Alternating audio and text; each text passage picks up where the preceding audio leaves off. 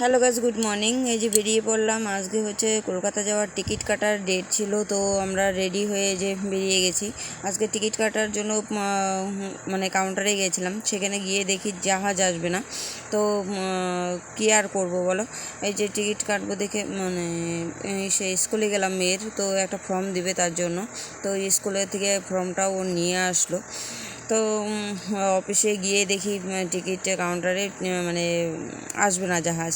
তার জন্য আর টিকিট কাটা হলো না আজকে। দুঃখের বিশাল বড় একটা মানে ধাক্কা খেয়ে গেলাম যে যাইতে পারবো না। ভোট দিতে পারবো কি না জানি না।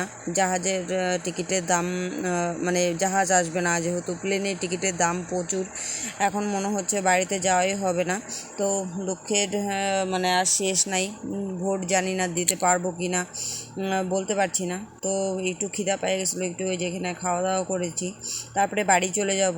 ভালো লাগছে না আর। তো চলো এই ভিডিওটা এখানে শেষ করছি। সবাই ভালো থেকো, সুস্থ থেকো, সাবধানে থেকো। দেখা